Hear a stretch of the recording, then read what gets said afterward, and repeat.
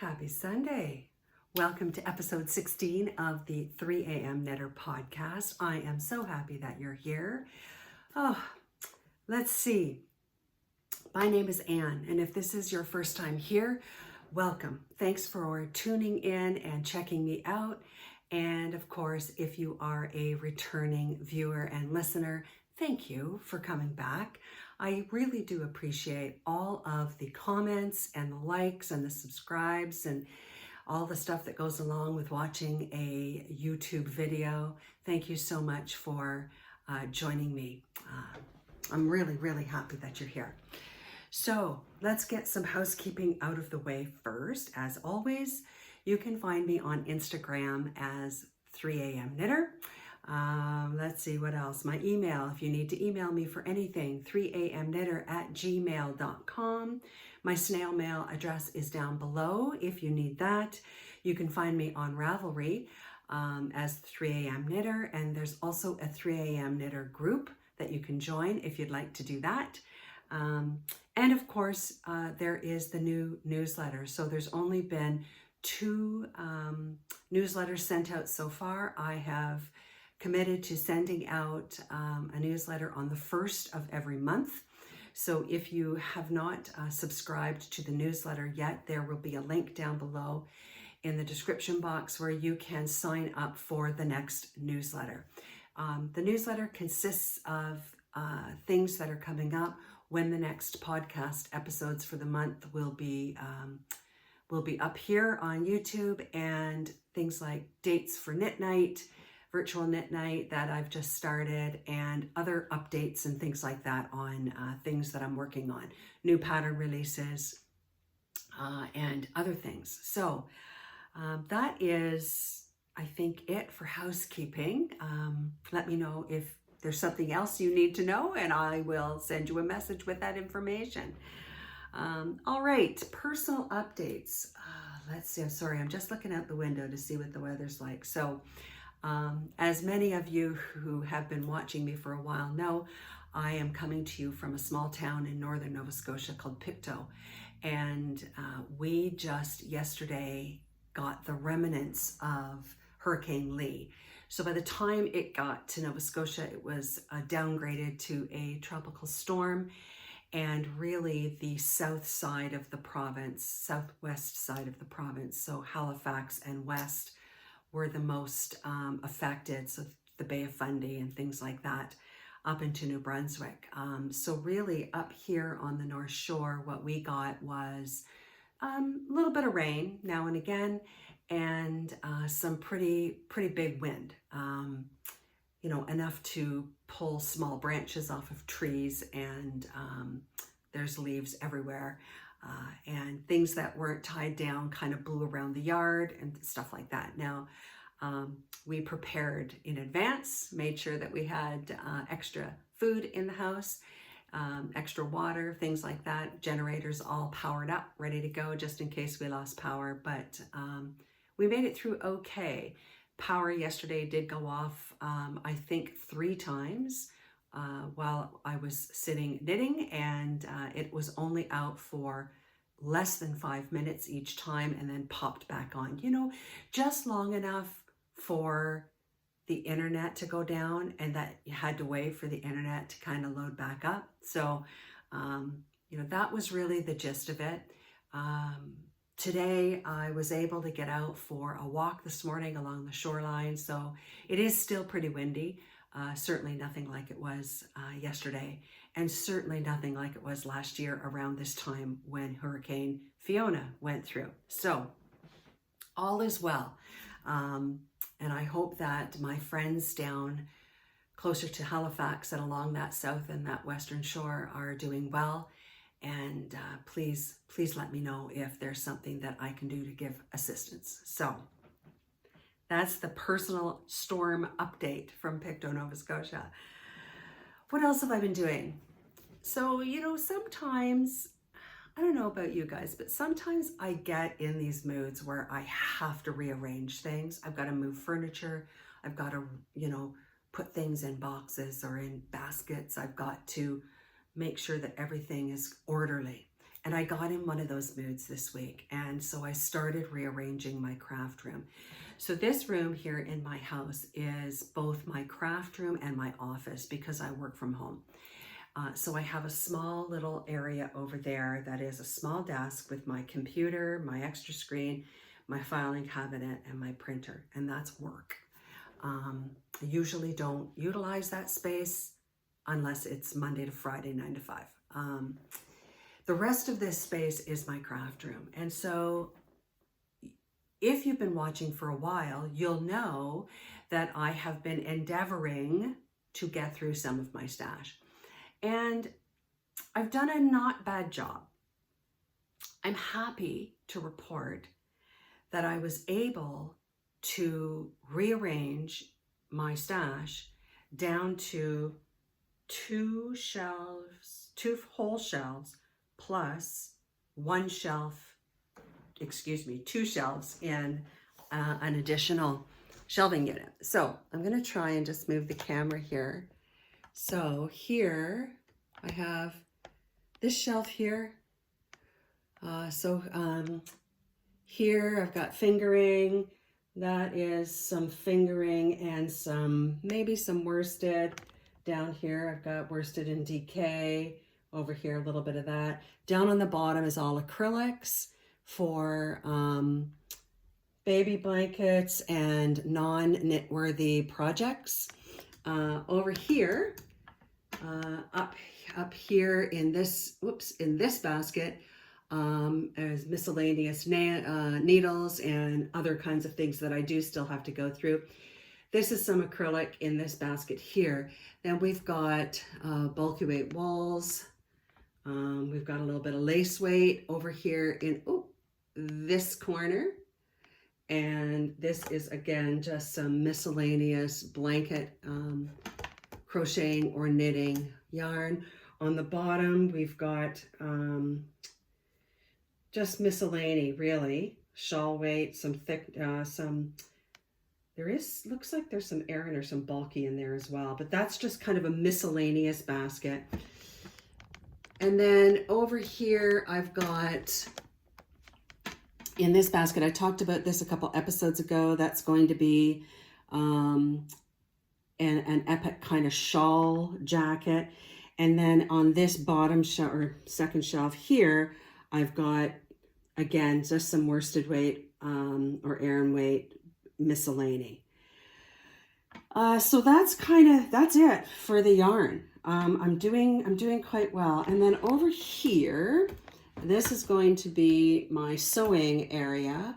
I've got my sewing machine there. I've also got some cross stitch miscellany that I haven't put away here. Down on the floor, there's a whole bunch of stuff that I haven't gone through. And then over here, I moved this shelf to the other wall, and this is where I'm storing all my cross stitch projects and equipment and floss and things like that. So this shelf here was over on the other wall and did have yarn on it. So, you know, I'm happy that I was able to get a shelf moved out of there, which means I have been using some of my yarn. So that's a good thing in my mind. So I still have some organizing to do. I got a whole bunch of bags on the floor, like project bags and things like that on the floor back there.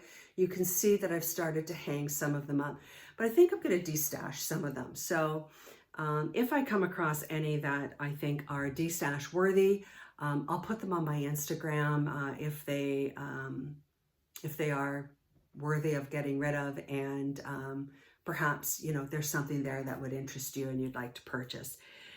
I also have some weaving stuff, which I'm going to talk about later, but the weaving bug has kind of bit me again, and yeah, so I would imagine that that's going to help me get through some of this stash as well. So that is the craft room kind of reorg and update. I'm feeling a bit better in this space. Did you ever notice that when you kind of rearrange a space, you want to be in it again? So I think, you know, what was happening for me a little bit is that everything was so unorganized and I was just throwing stuff wherever. It wasn't a pleasant place to be. Now I want to be in here. So that's a good thing. That's a good thing. What do you think about that? And let me know. Let me know. All right. So another personal update. The Prince Edward Island Fiber Festival is fast approaching. It is October 5th, 6th, and 7th. I think those are the dates. I am teaching at the PEI Fiber Festival, and I am so excited about it. I am teaching a 3D weaving notions bowl. It sounds complicated, but it's not. I'm going to pick you up again, and I'm going to bring you over here to my window here so I can show you an example. So this here is a 3D woven bowl. You can see I have a feather in it there, but just a nice little bowl. Now this particular one got felted a little, like it was felted a little bit, as you can see, with some, you know, a little bit of bling put on it. But the basic concept of the 3D weaving, it's actually woven flat, and then it uses really cool warping techniques that help you get that three-dimensional. I did it again. I put my hand in front of the camera. Sorry about that. Yeah, it's a warping manipulation that helps you get the 3D. So, oops, I've just warped up my mini loom. So this is just, you know, it's not a big loom at all. I've warped it up. I've made my my weft cocoons here, and I'm going to be weaving up a few more samples for the workshop that I'm teaching at the Fiber Festival. So this is really, although it seems like it's something that, you know, you'd need a special skill set to do, you really don't. This is really a very easy project for the beginning weaver. And so, yeah, it's going to be a lot of fun. The best part, perhaps, of the whole weekend in PEI is that my best fiber friend, Liane, is coming with me. She's coming in from Ontario to join me in PEI, so that's going to be an awesome, not only to have a visit with her, but to have an opportunity to go together to a fiber festival, because this here is a poster of Rhinebeck. We've been to Rhinebeck a few times, Maryland, over there. Yeah, we've been there together a few times and have always had a great time. I'm just taking a quick sec here to bring up the PEI Fiber Festival. That's the wrong address. There we go. October 5th to 7th in Charlottetown. There's tons of vendors. I'm looking forward to meeting some of the vendors that I love. One specifically I'm really looking forward to meeting is Botanical Fibres, because of course we're doing a collaboration, her yarns and my sock pattern. That's the sunspot socks that I talked about in the last episode. So I'm looking really forward to meeting up with them. But the workshops run the whole gambit of the weekend. I am just looking for my, there we go. So I teach on October the 6th in the afternoon. That's the little bowl that I just showed you. 3D weaving, I use it for notions. So it's simple weaving, yarn manipulation, transform a flat weave into a three-dimensional vessel. Let's see, what else can I tell you about it? Yeah, you can make it as plain or as ornate as you want, depending on it. This is a really great project to be able to utilize those special like charms or those special you know, rocks or little shells or things like that that you have found on your adventures. You can incorporate them in. So I'm looking forward to, I'm looking forward to teaching that. So there is one that's not felted. So you can see the weaving here, and then when you manipulate the warps, you just tie them off at the top. So this one I did is just a very rustic bowl with the warps just tied off. So there is some thought that has to go into it, because if you're going to do rustic and you're going to be able to see those warps, you want to make sure it matches, right? So there's that. So I'm really looking forward to the PEI Fiber Festival.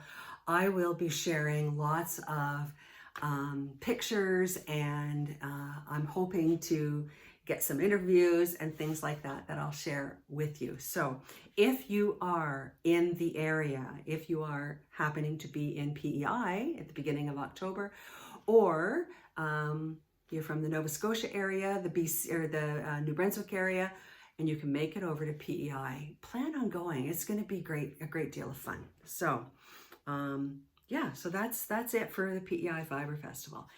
And then just this past Wednesday, the 13th, I believe it was, we hosted our first virtual knit night, the first 3 a.m. knitter virtual knit night. And although it wasn't wildly attended, there were 4 of us, and we had a great time. We sat together for an hour and we talked about where we were from and what we were knitting and lots of other things. And it was so great to meet people from different parts of the world. So we had a lady from California, and we had a lady from Virginia, I want to say, and a lady who was in the Ottawa area. So it was great fun. It was really a good time. And I am looking forward to hosting these each month, and would love to have you come and join. So if you haven't subscribed to the newsletter, please do so, because that's where I first will announce the date and time of the monthly virtual knit night. I'll also post it over on my Instagram feed so you can catch it there. So I hope that you can attend. We had a great time. All right, so on to some knitting. What am I wearing? So this, I think I have showed you this before. This is the Aster Tee. So I made this, let me just back you up a bit. Made this, in the summer. Bear with me while I back up here so you can see. I made it kind of cropped. I wear it as a layering piece. It was a great knit, really easy peasy knit. I'm just going to my Ravelry project here. So this was part of the Year of Adventurous Knitting, which was put on by my LYS, Natural Ewe Yarns, here in Pictou. So this is the Aster Tee by Megan Nodecker. Let me get you some details about the pattern. It is a paid-for pattern, $11.29 Canadian or $8 US. Fingering weight I used a whole bunch of different kind of minis. Now I originally, when I was planning this project, I was going to go with purple because I thought it would look great. But when I took a look at this fabric, you can see that there are hints of yellowy browns, kind of earth tones. And I thought that the purples wouldn't work, so I switched to the greens. 3.5 and 3.75 millimeter needles are used, or US 4 and 5. Let's see, about 1,300 yards or 1,200 meters. Gauge is 24 stitches and 32 rounds to 4 inches or 10 centimeters in stockinette, which, you know, is pretty standard for fingering weight. All right, let me go back to my specific project. I don't have very many notes. That's a bad project person.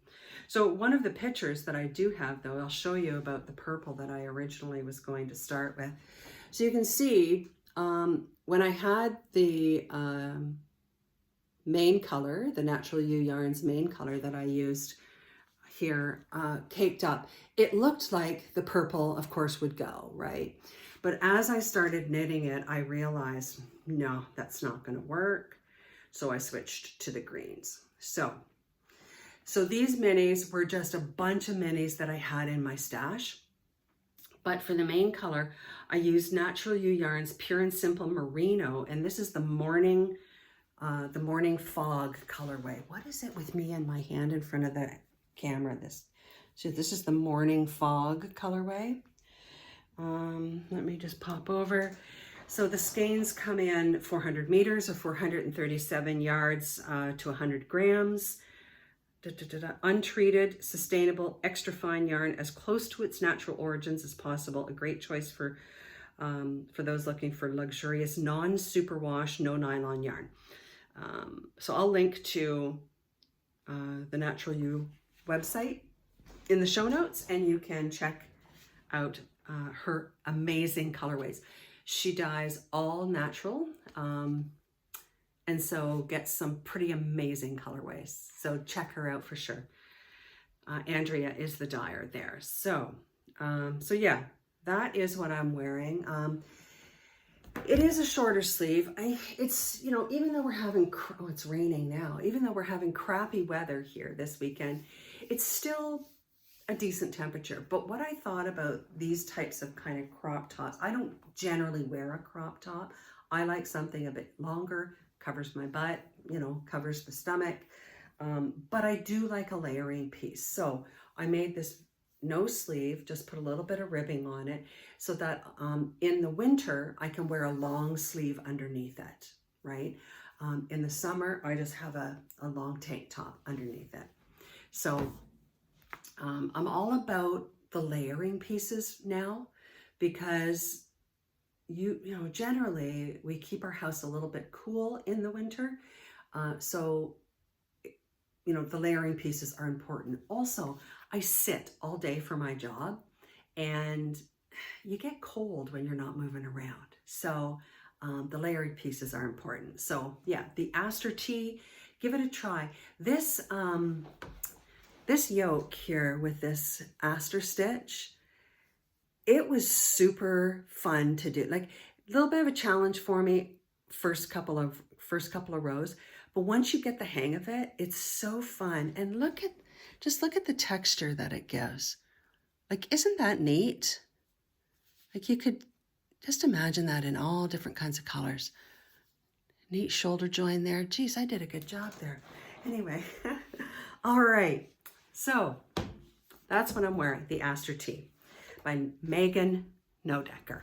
I hope I said that right. Alrighty. What works in progress? I have been an absolute monogamous knitter this past week or two. As you may remember, I knit up an Alpine Bloom tee for Jody of the Grocery Girls. She sent me some of her beloved yarn. She had some Farmer's Daughter fiber in the main color and Spin Cycle for the color work. So I knit that up, and I got paid in Frankie Gray Fibres yarn. Yes, I did. So I immediately went to the Frankie Gray Fibres website, and I chose yarn to make the field sweater. You guys have probably all seen this pattern. Okay, so this is the one color long sleeve version, which is beautiful in and of itself. And of course, next we have the short sleeve 2-color version, which is beautiful, beautiful, beautiful. So when I saw this, and when I was looking at the projects on Instagram with the 2 colors, I went, whoo, there it is. I have to make that particular sweater. So I chose, bear with me.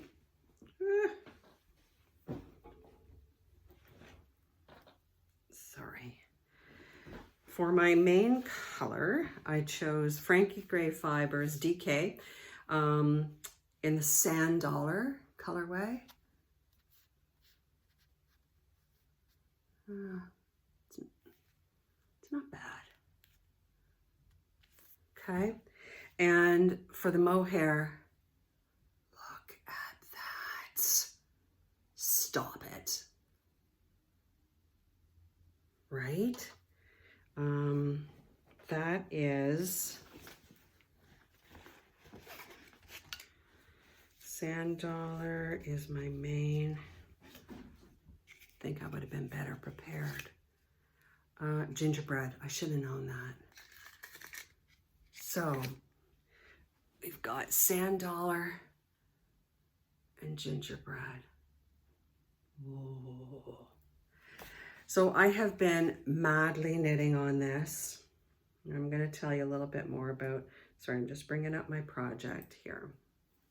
Just trying to keep it on the needles because I should have changed to a longer cable, but I didn't. Okay. So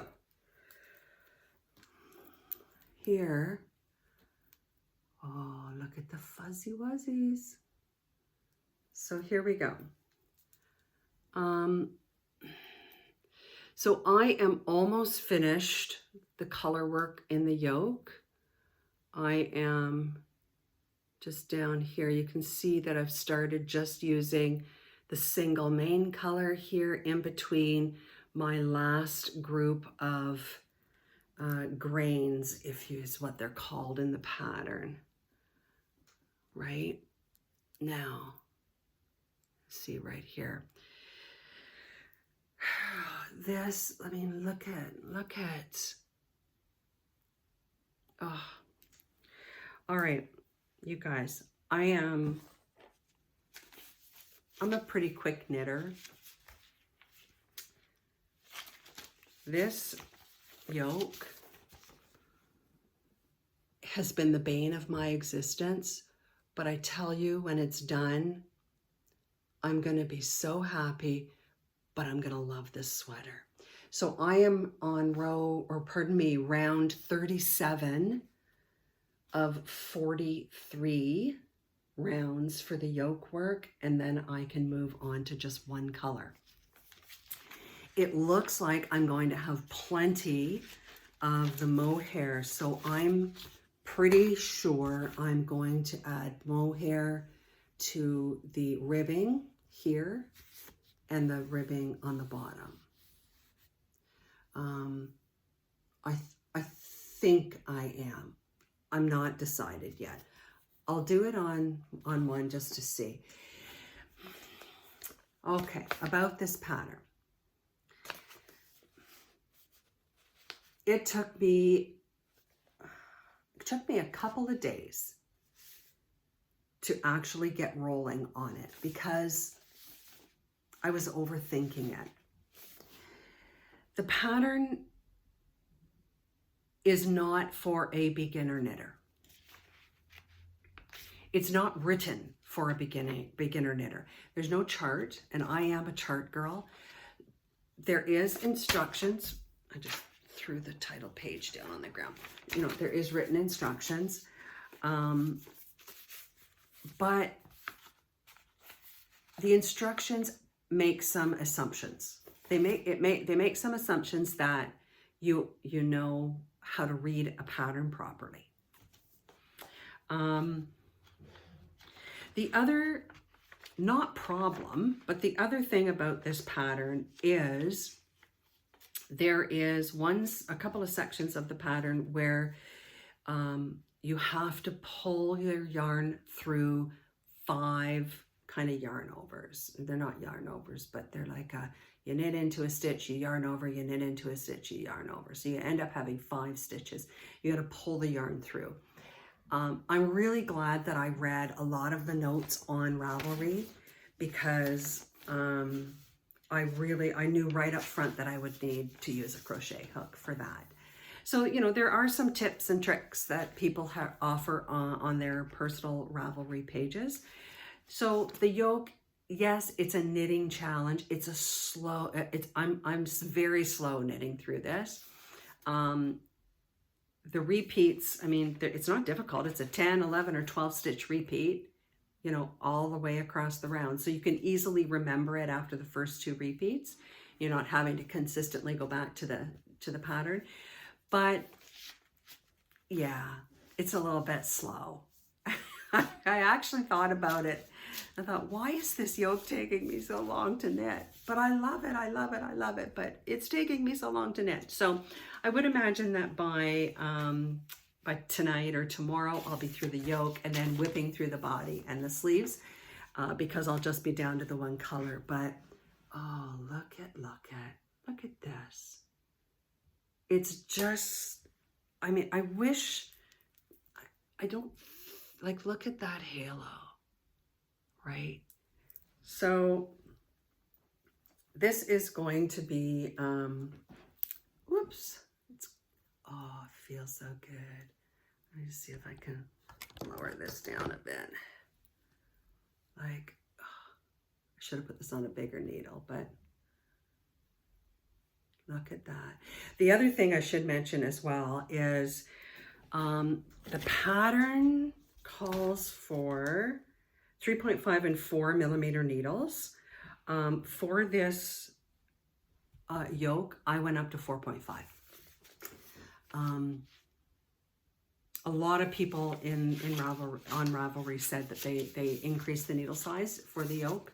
So I did do that, but I will go back down to the normal needle size for the body and the arms. So anyway, more progress will be given, more updates will be given on that for you. Check out Ravelry, Instagram and things like that. And I hope that by the next episode, I will have that as a finished object to show you. So that's the field sweater. I don't even know if I said that, the field sweater, using Frankie gray fibers, DK and mohair. I will link to the Frankie Gray Fiber website in the show notes, of course, and you can pick yourself up some. This mohair, I gotta tell you, this mohair, I just want to sleep with this mohair. Like, I just want to put it on my pillow and just kind of, oh, it's so nice. And I mean, look at that color. It's gorgeous. All right, enough gushing about the mohair. Okay, next.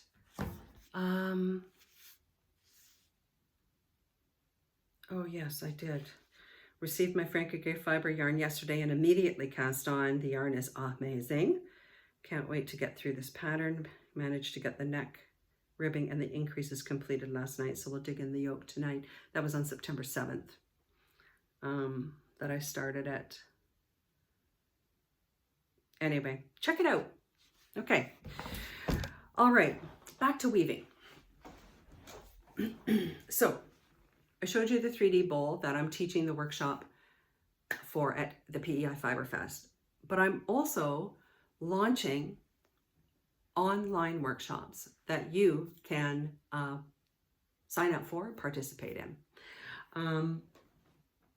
One of the workshops that I will be teaching online is the 3D bowl.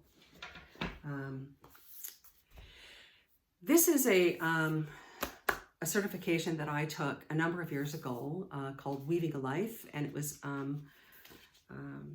taught online, and I participated in the training and did all the projects and really, really love it. And really this weaving work is kind of melded together with self-care and meditation and learning about yourself and things like that. So I am launching a few workshops in the fall. We're already in the fall, but later in the fall, that you can participate in. So the first one is a 3D bowl, which I already showed you. Then we will also be, one of the other offerings is, you might have noticed my amulet that I'm wearing around my neck here. This is a great beginner's project. I carry some essential oils in mine. You can carry chapstick, you know, or anything really. So this is one of the other projects. And then one of the larger and more in-depth and lengthy workshops that I'll be offering is called the Life Shawl. And I just wanted to show you a picture giving you an idea of this project, the Life Shawl. Now, please don't worry if you've never woven before. All of these projects need just a very basic understanding of following instructions. There's no fancy weaving techniques in any of these. These are all just basic weaving, over and under. Now, the beauty about the Life Shawl, there you go. This is a garment that is kind of a rustic garment, if you will. You will be able to use whatever type of fiber you want to put into this. It's really a legacy of love, this particular workshop, this project, because each one of the panels that we will be weaving in this project includes and incorporates part of your life. So I don't want to give too much away quite yet, but if you are interested in working on a new project, working on a new craft, getting back into weaving if you haven't done any weaving for a long time, but not just weaving for weaving's sake or knitting for knitting's sake, but actually using the work that you're doing with your hands to do some self-care and some self-work, if you will, then perhaps these workshops are for you. So if you'd be interested in learning more information about these online workshops that I'll be launching soon, please drop me a line. Please send me an email. My email address is down below. Or if you're over on Instagram, send me a DM.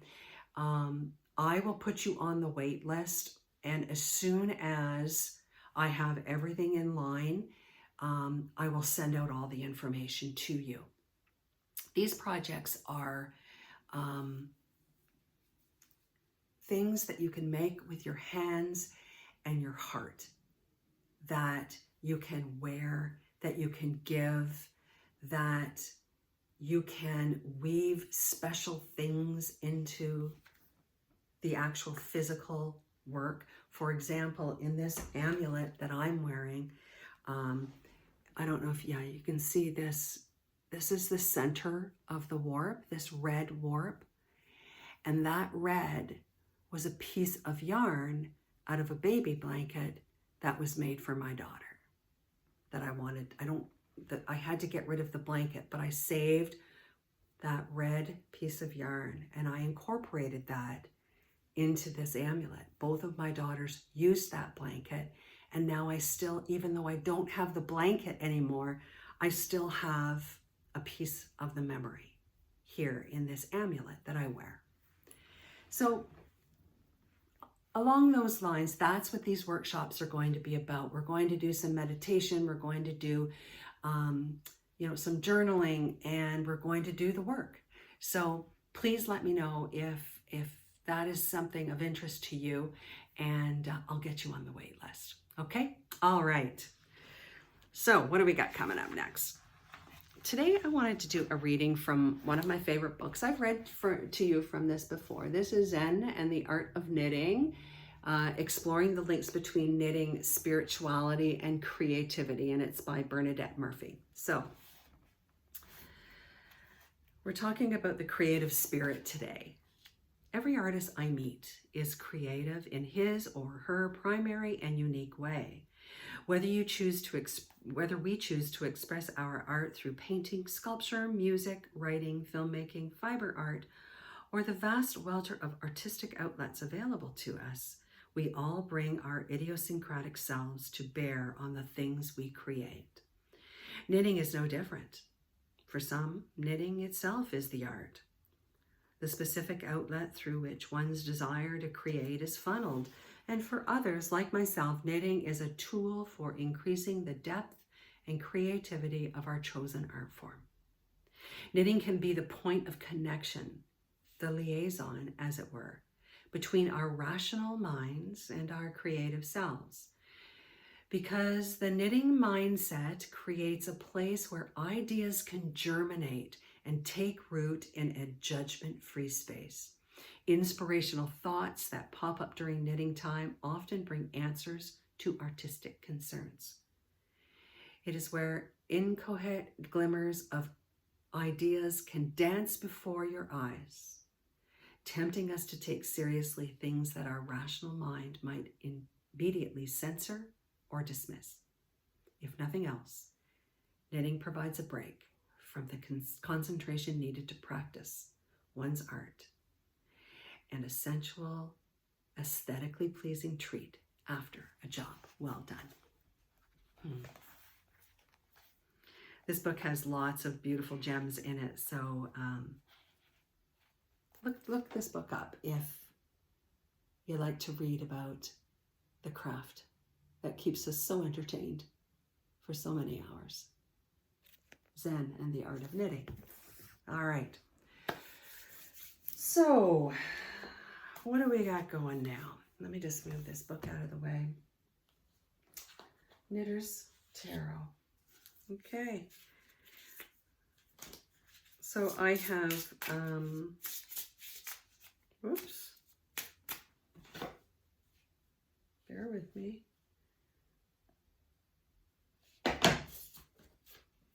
Oh, there's the, I've lost the larger guidebook, but I have the smaller one here. So we will make do with that today. Good old shuffle and a split of the deck. And what do we have today? The Swift and the Winder. The Swift and the Winder. Huh.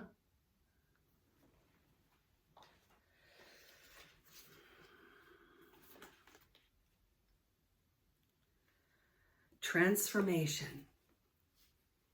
Process, progress, improvement over time, taking the necessary steps, growth and change.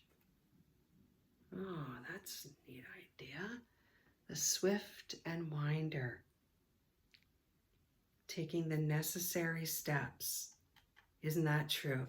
How many times have you taken a skein of yarn and you don't have your Swift and ball winder, and you think, oh, I can just wind this like by hand, and you wrap it around a chair, or you wrap it around your foot, or you get somebody to hold it, you know, like this, right?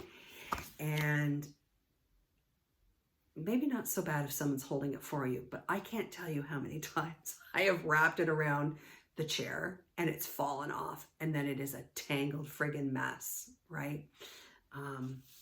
Instead of walking upstairs here to my craft room where my Swift and ball winder are and getting it all done. Improvement, taking the necessary steps. We don't always take the necessary steps. Sometimes we take shortcuts. Growth and change. Process and progress. So how do you use your Swift and winder? Do you always use it? Do you try to get away with not using it? Right now, my Swift is broken. So I have a Swift that, oh, it's all put away now. It's got the centerpiece with a piece that kind of goes up like this, which you can also use to place a wound ball of yarn and draw from the outside because it spins around.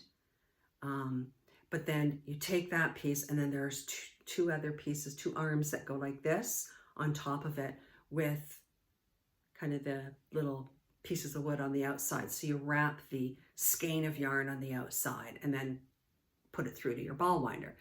Well, one of these upright pieces has where it screws in at the bottom to hold on, the screw doesn't, it's kind of stripped on the inside. So instead of actually fixing it, what I did is I tried to attach it onto the Swift with an elastic band. So it's kind of like this when all the other ones are like this. And so what's happening is, instead of taking the time to actually fix it, which, let's be honest, would probably take 5 minutes, I've been makeshifting it with an elastic band, and it's not working well because the skein doesn't sit right on it and it's always falling off the bottom. Then I have to stop and then I have to untangle it and I got to put it on. So what should take me 3 minutes to wind a skein is taking me 20 minutes. So, all right, enough about that. How do you use your Swift and winder? All right. Well, friends, that is all for today. I hope that you are working on a project that you love and that is bringing you joy. I hope that you will take some time out for yourself over the next couple of weeks to just sit and knit, or sit and crochet, or sit and weave, or just sit and plan what you might want to knit in the coming colder months that are on their way here to the Northern Hemisphere. I hope that you have a great rest of your Sunday. It's all for now. Take good care.